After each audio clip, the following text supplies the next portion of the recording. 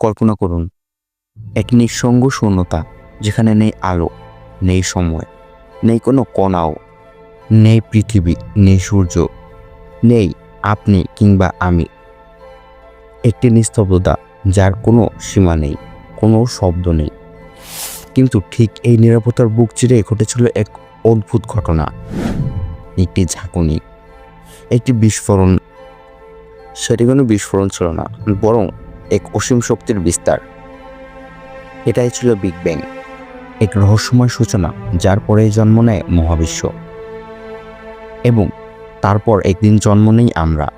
কিন্তু প্রশ্ন হচ্ছে, এই বিগ ব্যাং কিভাবে ঘটল, আর এর আগে কি ছিল, এবং বিজ্ঞানীরা কি সত্যি আমাদের সব বলেছে? আজকের গল্পটি ঠিক সেই রহস্যের খোঁজেই। আমরা যখন আকাশের দিকে তাকাই, তখন আমরা দেখতে পাই তারা, চাঁদ, সূর্য আর রাতের গাঢ় নীল। কিন্তু জানেন কি, আমরা যা দেখি তা এই মহাবিশ্বের খুব ছোট্ট একটা অংশ মাত্র। মহাবিশ্ব মানে সব কিছু, সময়, স্থান, শক্তি, পদার্থ, এমনকি আপনি যে শ্বাস নিচ্ছেন সেটিও। অগণিত গ্যালাক্সি, কোটি কোটি তারা, ব্ল্যাক হোল, এইসব এক বিশাল রহস্যময় সিস্টেমের অংশ, যাকে আমরা এক কথায় বলি মহাবিশ্ব। এবার যাওয়া যাক, মহাবিশ্ব গঠনের আগে কি ছিল।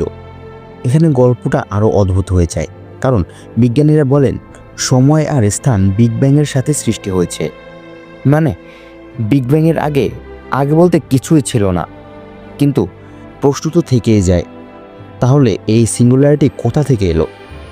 এমন শক্তি ছিল যা এই মহাবিশ্ব তৈরির আগেও ছিল? কেউ বলে হয়তো এটা ছিল অন্য কোনো মহাবিশ্বের শেষ নিঃশ্বাস। আবার কেউ বলে আমাদের মহাবিশ্ব একটি সাদা গহ্বর থেকে জন্ম নিয়েছে, একটি ব্ল্যাক হোলের বিপরীত দিক। বিজ্ঞানী স্টিফেন হকিংও বলেছিলেন বিগ ব্যাংয়ের আগে বলে কিছুই নেই, কারণ সময় তখন তৈরি হয়নি। এবার জানা যাক কিভাবে তৈরি হলো আমাদের এই মহাবিশ্ব। প্রায় 13.7 বিলিয়ন বছর আগে সব কিছু ছিল এক বিন্দুতে। না, এটি কোনো সাধারণ বিন্দু নয়, এটি ছিল অসীম ঘন, অসীম উত্তপ্ত বিন্দু, বরং এক নিঃশব্দ সম্প্রসারণ। মাত্র 1 সেকেন্ডের ভগ্নাংশে পুরো মহাবিশ্ব হয়ে গেল বিস্তৃত, গরম, ছটফট করা শক্তিতে ভরা। তারপর সব কিছু শীতল হতে লাগলো। শক্তি থেকে তৈরি হতে লাগলো কণা, তারপর পরমাণু, তারপর গ্যাস, শেষমেশ সৃষ্টি হলো নক্ষত্র, গ্যালাক্সি, আর সেই পথ দিয়ে জন্ম নিল আমাদের পৃথিবী বা আমরা। তারপর আসা যাক, বিগ ব্যাং কি আসলেই এক্সপ্লোশন ছিল? এটাকে এক কথায় বলা যায় না, এটা কোনো বিস্ফোরণ ছিল না, বরং ছিল এক বিস্তার, যেখানে সময়, স্থান, আলো, পদার্থ সব একসাথে ছড়িয়ে পড়ে চারিদিকে, আর এর কোনো কেন্দ্র ছিল না। আজও মহাবিশ্ব প্রতিনিয়ত প্রসারিত হচ্ছে। আপনি যখন এই ভিডিও দেখছেন, ঠিক তখনও ছড়িয়ে যাচ্ছে আমাদের কল্পনার গণ্ডির বাইরেও। বিজ্ঞানীরা জানেন আমরা মহাবিশ্বের মোট মাত্র 5% বুঝি, আর বাকি 95% আসলে কি? এটা হলো ডার্ক ম্যাটার আর ডার্ক এনার্জি, যেগুলো আমাদের চারপাশেই আছে, কিন্তু আমরা বুঝতে পারি না। আর বিগ ব্যাংয়ের যে মুহূর্তটা একদম শুরুতে ঘটেছিল, সেই ইনফ্লেশন, তাও একটি রহস্য। কেন ও কিভাবে ঘটলো আজও কেউ জানে না।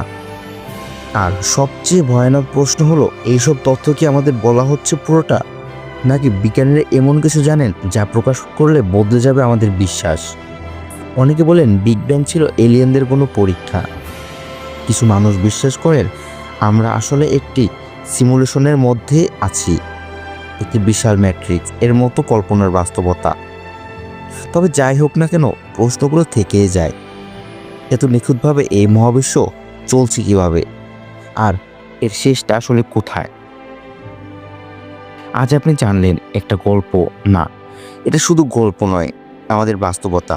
প্রতিদিন, প্রতি মুহূর্তে আমরা সেই বিস্ময়ের উত্তর খুঁজে চলছি, কিন্তু এটার প্রশ্ন থেকেই যায়, আমরা কি সত্যিই জানি মহাবিশ্বের শুরু কোথা থেকে, নাকি আমরা কেবল গল্প শুনে যাচ্ছি?